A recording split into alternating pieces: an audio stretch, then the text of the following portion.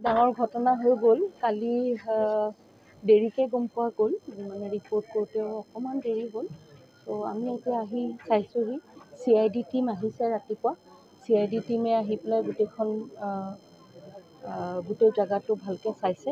Investigation চলি আছে আৰু আমি নিশ্চয় মানে উলিয়াম কোনে কৰিছে এই কামটো। মেম এগৰাকী যিহেতু প্ৰাণ গ'ল কি তেওঁলোকৰ পৰা লৈ গ'ল সেইটো কিবা তথ্য পালেনে? তথ্য মানে পূৰা তথ্য এতিয়াও দিব পৰা নাই কাৰণ আপোনালোকে জানেই যে যিগৰাকী তেওঁৰ আছিলে বৰ্মনৰ ৱাইফ আছিলে, এটা শ্বকত গুচি যায়তো মানুহ আৰু এটা ডেথ হৈ যোৱাৰ পাছত অকণমান মানে তেওঁ গোটেই বস্তুখিনি চোৱা নাই কাৰণ এজন মানুহৰ প্ৰাণ যোৱাটো ডাঙৰ কথা। ত' এতিয়া তেওঁলোক মানে হস্পিটেলত আছে, মেডিকেল হৈ আছে খালি আমি গম পাইছোঁ যে হয়তো টকা পইচা নিছে আৰু অৰ্নামেণ্টছ নিছে, এইখিনি আমি গম পাইছোঁ আৰু আমি গোটেই নলবাৰী পুলিচে লাগি আছে আৰু আমি নিশ্চয় মানে আমি ব্ৰেক থ্ৰু কৰিম।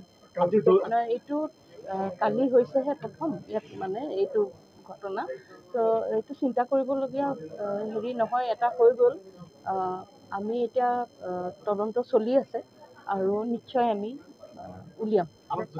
আমি ইনভেষ্টিগেশ্যনৰ ক্ষেত্ৰত ক'ব খোজা নাই, কিছুমান লিডছ আছে আমি সেইটো ফ'ল' কৰিম। লিডছ আছে, মই সিমানেই ক'ম। CID সদায় যিটো কৰে মানে আমাৰ ফিংগাৰপ্ৰিণ্টছ হওক হওক, CID টিমটো আহিলে গোটেই ক্ৰাইম চিনটো ভালকৈ তেওঁলোকে তদন্ত কৰে, সেইটো কৰা হৈছে। তেনেকুৱা কথা নহয়, কেতিয়াবা হয়তো এইটো কি আমি এতিয়ালৈকে আমি যিহেতু চাই আছোঁ, পূৰা কথাটো ওলালেহে আমি ক'ব পাৰিম। তেনেকুৱা নহয়, এটা ঘটনা ক'ৰবাত হৈ যাব পাৰে, হয়তো চুৰিৰ ঘটনা, কিন্তু